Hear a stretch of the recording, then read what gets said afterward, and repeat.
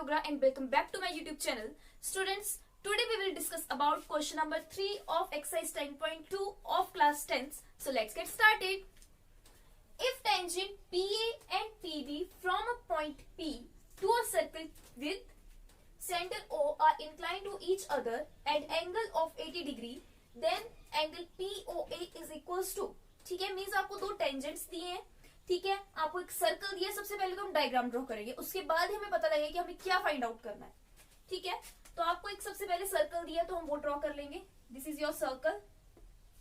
अब आपको बोला है कि PA and PB from a point P to a tangent to a circle with centre O are inclined to each other at angle of 80 degree, ठीक है। Means ये दोनों टेंजेंट है आपके PA एंड PB, ये P पॉइंट आ गया, PA and PB, ठीक है। अब ये जहां पे इंक्लाइंड हो रहे हैं वहां पे 80 डिग्री का एंगल बना रहे हैं, तो दिस इज योर, ये एंगल है आपका 80 डिग्री का, ठीक है। अब आपको वैल्यू फाइंड आउट करनी है, the value of angle POA, means POA की हमने वैल्यू फाइंड आउट करनी है। तो POA है कहां पे, ये सेंटर है, ठीक है, इसको हम O मान लेते हैं, इसको हम ज्वाइन कर लेंगे, ज्वाइन कर लिया। अब आपको वैल्यू फाइंड आउट करनी है POA, मींस आपको ये लाइन भी ज्वाइन करनी पड़ेगी, ठीक है। तो इसको भी मैंने ज्वाइन कर लिया, ये पूरा आपका 80 डिग्री का है, ये एंगल पूरा 80 डिग्री का है। अब आपको वैल्यू फाइंड आउट करनी है एंगल POA, इसकी वैल्यू हम फाइंड आउट कैसे करेंगे, ठीक है। सबसे पहले तो हमने एक थ्योरम पढ़ी है, उसी से हम कुछ करते हैं। ये रेडियस है, ये आपका टेंजेंट है, ठीक है, radius is perpendicular to tangent, तो आपका ये 90 डिग्री का एंगल आ गया, ये एंगल भी 90 डिग्री, ये एंगल भी 90 डिग्री, ठीक है। अब आप बोलोगे कि हम यहाँ पे ट्राइंगल का फॉर्मूला लगा सकते हैं, ठीक है, angle of sum of angle of triangle का फॉर्मूला, वो हम तब लगा सकते हैं जब हमें ये वाला एंगल पता होगा, ठीक है। ये वाला एंगल हम कैसे फाइंड आउट करेंगे, हमें ये नहीं बताया कि ये दोनों एंगल इक्वल है, अगर इक्वल बताया होता तब तो हम इसका हाफ कर देते, ठीक है। ये हमें बताया नहीं है, तो सबसे पहले हम यही प्रूव करेंगे कि ये दोनों एंगल इक्वल है। वो कैसे करेंगे, हम ट्राइंगल को कॉन्ग्रुएंट प्रूव कर देंगे, ठीक है। कॉन्ग्रुएंट प्रूव कर दिया तो बाय CPCT ये दोनों एंगल्स जो होंगे वो इक्वल हो जाएंगे। अगर एंगल इक्वल हो जाएंगे तो ये एंगल आपका 40 डिग्री का आ जाएगा, और फिर हम यहाँ पे angle sum property of triangle का लगाकर इसको फाइंड आउट कर सकते हैं, ठीक है। तो सबसे पहले देखते हैं करना कैसे है ये। तो हम क्या बोल देंगे, सबसे पहले तो आप पूरा वो लिख दोगे जो आपको गिवन है, जो आपको प्रूव करना है, आपको जो वैल्यू फाइंड आउट करनी है वो आप लिख दोगे। We have to find out the value of angle POA, वो आप सब कुछ लिख देंगे, ठीक है। फिर हम कैसे करेंगे, OA is perpendicular to AP and OB is perpendicular to BP, ठीक है। OA AP पे परपेंडिकुलर है, OB जो है वो BP पे परपेंडिकुलर है, क्यों, क्योंकि टेंजेंट्स है। आप पूरा लिख दोगे, because tangents is perpendicular to radius at the point of contact, ठीक है। ये आ गया आपका 90 डिग्री, ये भी 90 degree, therefore angle OAP is equals to angle OBP is equals to 90 degree, ठीक है। इतनी बात पता लगी। अब हम ले लेंगे ये ट्राइंगल और ये वाला ट्राइंगल, ठीक है। In triangle OAP and triangle OBP, OBP हमने ट्राइंगल ले लिया, ठीक है। अब OA is equals to OB, क्यों, क्योंकि ये रेडियस है। OA is equals to OB because of radius, radius equal होते हैं। OP is equals to OP, OP line common है दोनों ट्राइंगल्स पे, ठीक है। तो मैं क्या लिख दूंगी, OP is equals to OP common.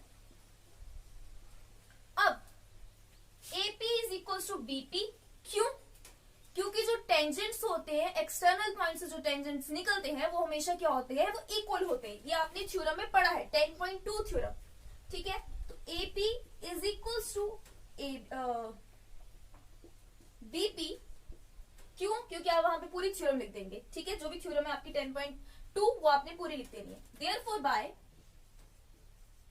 SSS congruency rule, triangle OAP is congruent to triangle OBP। SS congruency rule से दोनों ट्राइंगल क्या हो गए, बराबर हो गए, मीन्स सॉरी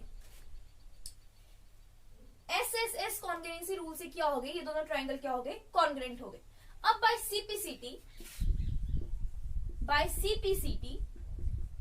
सीपीसीटी का मतलब होता है corresponding parts of corresponding triangle are equal. ठीक है, मींस ये दोनों कॉरस्पॉन्डिंग ट्राइंगल है तो इसके कॉरस्पॉन्डिंग पार्ट्स जो होंगे वो इक्वल होंगे और इवन एंगल भी इक्वल होते हैं। ठीक है, तो ये एंगल, ये दोनों एंगल क्या हो गए, इक्वल हो गए। Means angle APO is equal to angle BPO.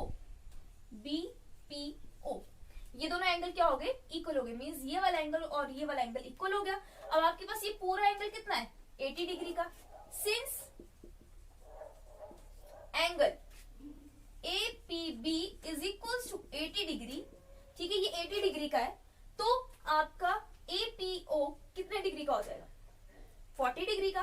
Therefore angle APO is equal to 40 degree.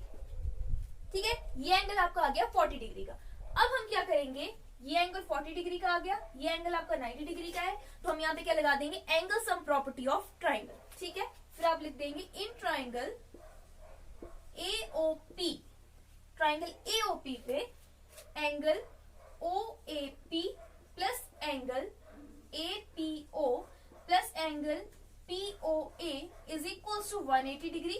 यहाँ पे आप पूरा लिखेंगे because angle sum property of triangle. अब एंगल OAP कितना दिया आपको, 90 डिग्री प्लस एंगल APO कितना दिया आपको, 40 डिग्री।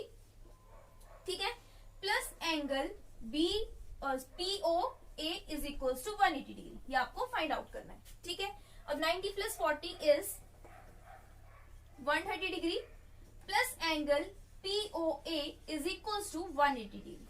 ठीक है, ये यहां पे चला जाएगा, कितना आ जाएगा, angle POA is equal to 180 degree minus 130 degree, तो आपका आंसर कितना आ जाएगा, therefore angle POA is equal to 70 degree. ठीक है, तो आपकी POA की वैल्यू कितनी आ गई, 70 डिग्री, जो कि आपको फाइंड आउट करना था। We have to find out the value of angle POA, that is this, और ये आपका कितना आ गया, 70 डिग्री। आई होप आप सभी को ये क्वेश्चन समझ में आया होगा। Do like, share and subscribe my YouTube channel. Thank you.